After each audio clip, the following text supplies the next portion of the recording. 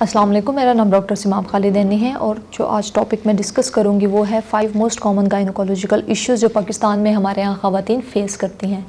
ہمارے ہاں موسٹلی خواتین دیہاتوں میں رہنے والی بہت زیادہ خواتین اپنی صحت کے حوالے سے اتنا کنسرن نہیں ہوتی ہیں، اور اگر یہی چیز ان کے ریپروڈکٹیو سسٹم کے لحاظ سے آئے تو وہ اپنا ٹریٹمنٹ مزید ڈیلے کر دیتی ہیں، کیونکہ ان کو فزیشین سے یا ڈاکٹر سے چیک کرواتے ہوئے تھوڑا سا وہ شرم محسوس کرتی ہیں۔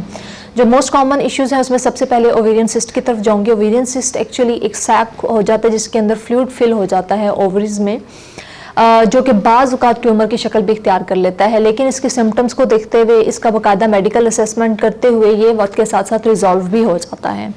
اس کے بعد ہے irregularity آف پیریڈس۔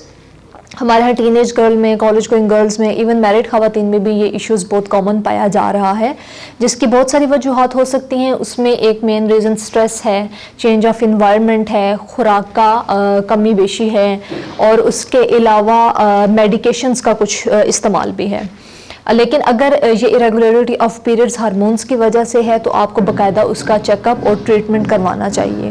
اس کے علاوہ ہے سروائکل کینسر، جو کہ پاکستان میں بریسٹ کینسر کے بعد سیکنڈ موسٹ کامن ہے۔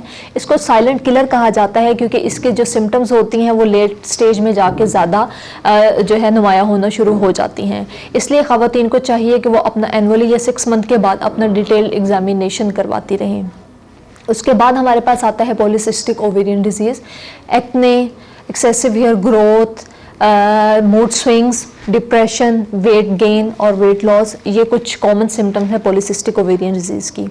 اس کے بعد ہے انفیکشنز۔ خواتین میں ریپروڈکٹیو سسٹم کے انفیکشنز بھی بہت کامن پائے جاتے ہیں، اس میں بعض اوقات پوسٹ مارٹم پیریڈ میں، اور اس کے علاوہ جو خواتین باقاعدگی سے دوائی کا استعمال نہیں کرتی ہیں، اگر کوئی ان کو انفیکشن وغیرہ ہو وہ بیچ میں اس کو کٹ کر دیتی ہیں ٹریٹمنٹ کو۔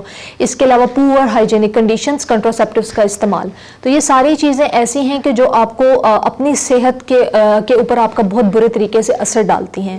تو آپ کو چاہیے کہ آپ اپنا وقتاً فوقتاً ڈاکٹر کے ساتھ اپنا ٹریٹمنٹ لیتی رہیں، اور اس مسئلے کو یا اپنے کوئی بھی مسئلے کو ڈاکٹر کے سامنے ظاہر کرتے ہوئے یا ڈسکس کرتے ہوئے شرم محسوس نہ کریں، کیونکہ صحت مندی ایک بہت بڑی نعمت ہے۔ Thank you.